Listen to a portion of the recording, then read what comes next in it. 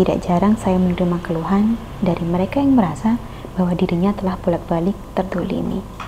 Ada yang ditipu, diselingkuhi, difitnah, hingga dirinya pun merasa bahwa hidupnya telah dihancurkan dengan sengaja.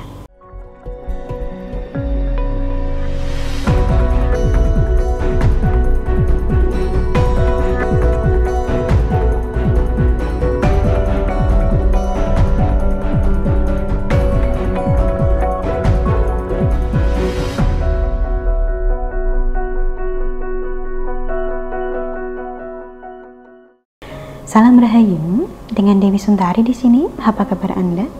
Saya doakan semoga selalu sehat dan senantiasa diberikan kemudahan serta kelancaran dimanapun Anda berada.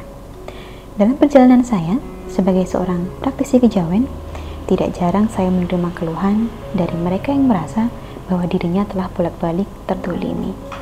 Ada yang ditipu, diselingkuhi, difitnah, hingga dirinya pun merasa bahwa hidupnya telah dihancurkan dengan sengaja oleh seseorang, yang mana seseorang ini biasanya bukanlah orang lain, kawan sendiri, tetangga sendiri, atau bahkan keluarga dekat. Singkat cerita, yang bersangkutan pun bertanya, dengan cara apa bisa membalaskan perasaannya?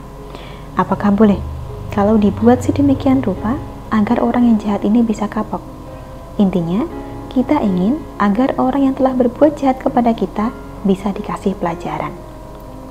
Saking marahnya, kita jadi tidak sadar bahwa keinginan untuk memberi pelajaran merupakan suatu bentuk niatan membalas dendam. Kita mungkin ngotot bahwa kita tidak ingin balas dendam, hanya ingin membuat orang ini tahu rasa.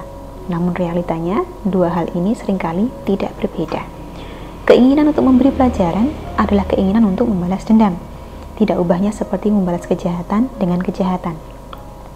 Jika yang seperti ini dilakukan, maka tidak ada bedanya kita dengan orang yang telah menjahati kita. Lain ceritanya, bila kejahatan bisa Anda balas dengan kebaikan. Awalnya mungkin sulit kita lakukan, tapi dalam jangka panjangnya, si penjahat justru akan terbungkam, atau bahkan merasa segan. Meskipun bisa jadi, dia bakal terlalu gengsi untuk mengungkapkan. Anda juga akan lebih bahagia, sebab keinginan kita untuk membalas seringkali hanya akan menyakiti diri kita sendiri, membuat kita jengkel dan makan hati. Sementara orang yang kita maksud tidak terpengaruh sama sekali. Anda kira balas dendam akan memuaskan sakit hati Anda? Belum tentu. Sudah begitu, bila bisa membalas kejahatan dengan kebaikan, orang akan lebih menghargai Anda. Mereka akan melihat bahwa selama bertahun-tahun Anda telah didolimi, tetapi Anda tetap memilih untuk berbuat baik. Pandangan orang memang tidak akan lantas menjadikan sumber kebahagiaan, namun bukan tidak mungkin bakal mempermudah Anda untuk mendapatkan pertolongan.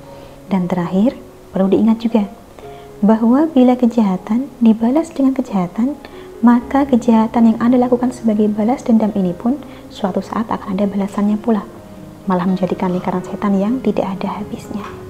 Jadi buat apa?